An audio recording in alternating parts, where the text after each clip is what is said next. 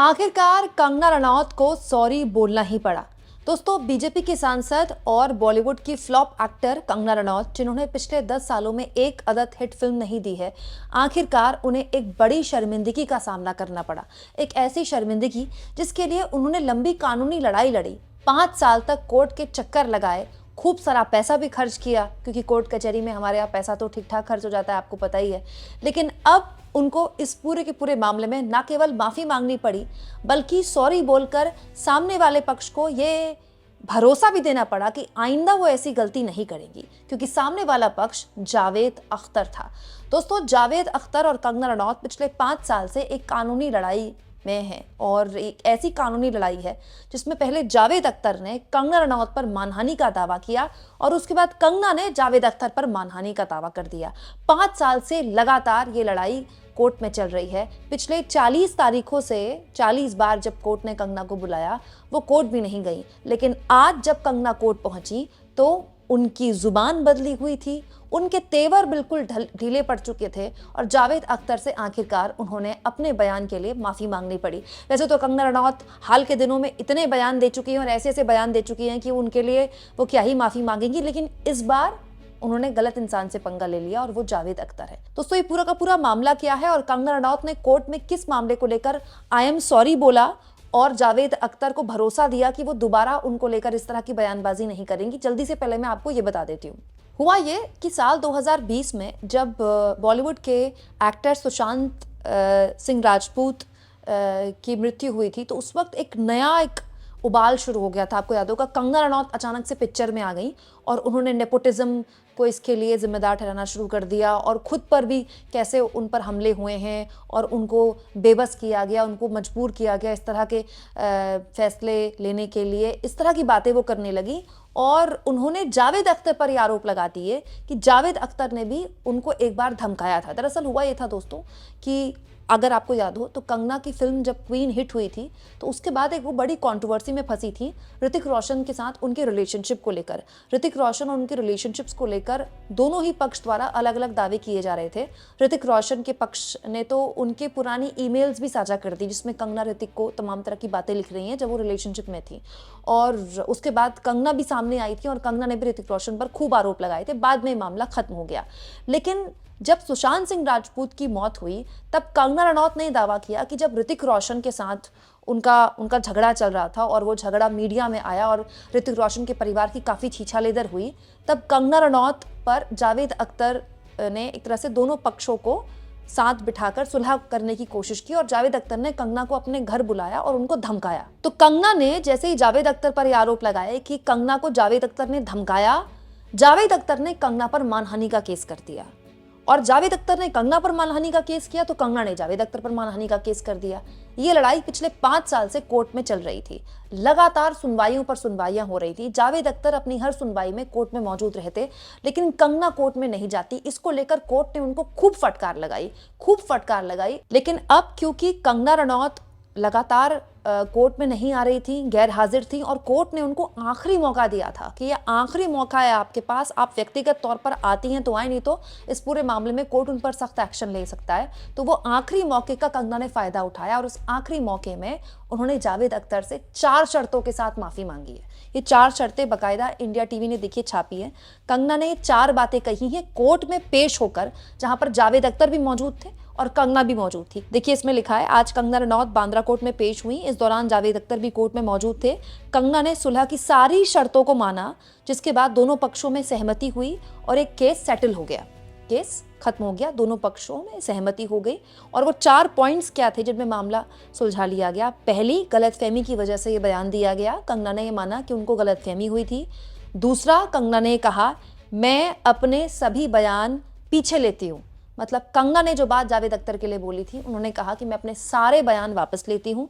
तीसरी बात कंगना ने बोली, भविष्य में कभी ऐसे बयान नहीं दूंगी। बहुत बड़ी बात है, कंगना रनौत बोलती नहीं है ऐसा। और चौथी बात जो कंगना ने बोली, मेरे बयान की वजह से जावेद साहब को जो भी असुविधा हुई मैं उसके लिए माफी मांगती हूँ। मतलब कंगना रनौत ने भरी अदालत में जावेद अख्तर से न केवल माफी मांगी, बल्कि ये कहा कि उनका बयान गलत था, गलतफहमी की वजह से उन्होंने बयान दिया था और भविष्य में वो कभी भी जावेद अख्तर को लेकर ऐसे बयान नहीं देंगी। और उसके बाद तो कंगना ने बकायदा अपने इंस्टाग्राम में देखिए ये स्टोरी शेयर की है, जिसमें कंगना रनौत और जावेद अख्तर दोनों मुस्कुरा रहे हैं, दोनों में सुलह हो गई है। और कंगना रनौत कह रही हैं, today Javed ji and I have resolved our legal matter. हमारे जो मानहानि के केसेस थे, जो लीगल मैटर चल रहा था, उसको हम दोनों ने रिजॉल्व कर लिया है, हम दोनों ने सुलझा लिया है तो थ्रू मीडिएशन, मतलब आपसी सहमति से।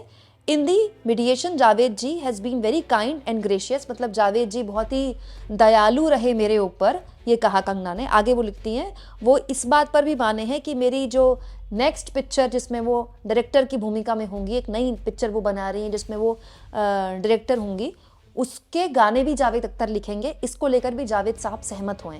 मतलब कंगना रनौत अपनी इस तस्वीर के जरिए बता रही थी कि कोर्ट में आपसी सहमति से बात हो गई है। पीछे देखिए एक वकील भी खड़े हुए हैं, तो ये कोर्ट परिसर जैसी कोई जगह लग रही है, दोनों मुस्कुरा रहे हैं और ये बताने की कोशिश कर रही थी कि अब सब गुडी गुडी, सब हैप्पी हैप्पी है और मामला सेटल हो चुका है। अब कंगना रनौत की फिल्म में जावेद अख्तर गाने लिखे ना लिखें वो तो खैर बात की बात है, लेकिन कंगना रनौत के लिए बेइज्जती का ये जो चैप्टर है ये तो जावेद अख्तर ने लिख दिया दोस्तों। और जावेद अख्तर ने जिस तरह से इस मामले को लड़ा है ये भी काबिले तारीफ है।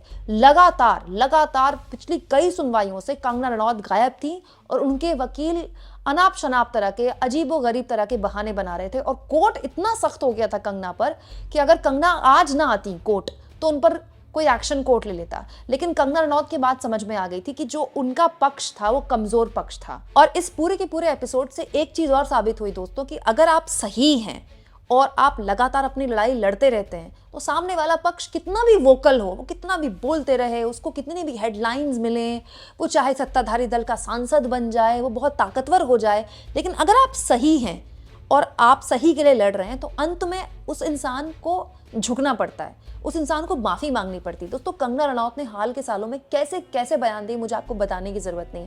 किसान आंदोलन के लिए उन्होंने कहा कि वहाँ महिलाओं के रेप हो रहे थे, वहाँ लाशें टांगी जा रही थी, किसानों को उन्होंने खालिस्तानी और न जाने क्या क्या कहा, किसी को भी आए गए वो एंटी नेशनल घोषित कर देती हैं। राहुल गांधी को इस नई लोकसभा में जब वो नेता प्रतिपक्ष बने उन्होंने ये कह दिया कि ये ड्रग एडिक्ट है। मतलब वो किसी के लिए कुछ भी बोल देती हैं, चाहे वो इंडस्ट्री के अंदर के लोग हों, इंडस्ट्री के बाहर के लोग हों, और इससे उनको बहुत हेडलाइन मिलती है।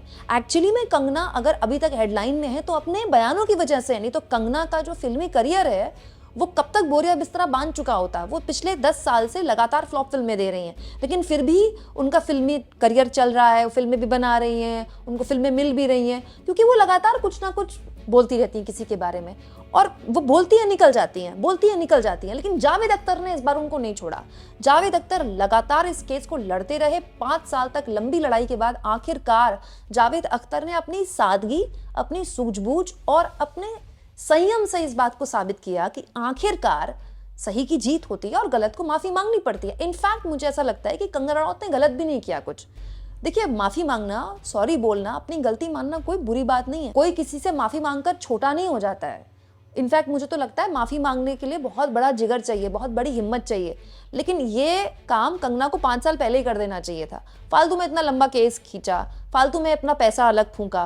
कंगना रनौत पे ऑलरेडी इतने सारे केसेस चल रहे हैं, कम से कम एक केस से बच जाती। और ये एक सबक भी है कंगना के लिए कि इस तरह की बयानबाजी से उनको बचना चाहिए, नहीं तो न जाने ऐसे कितने केसेस और ऐसे कितने पचड़ों में वो आगे फंसती रहेंगी। आपको क्या लगता है दोस्तों, कंगना रनौत और जावेद अख्तर के इस मामले में जिस तरह से कंगना को माफ़ी मांगनी पड़ी और जावेद अख्तर को बिना शर्त ये भरोसा देना पड़ा कि आइंदा वो उनको लेकर कोई इस तरह का बयान नहीं देंगी, क्या इससे कंगना कुछ सीखेंगी? आने वाले वक्त में कमेंट बॉक्स में ज़रूर लिखें और जितना हो सके चैनल को शेयर करें, सब्सक्राइब करें और थैंक्स और ज्वाइन के ऑप्शन से अगर आप चाहें तो कुछ आर्थिक मदद भी चैनल की ज़रूर करें।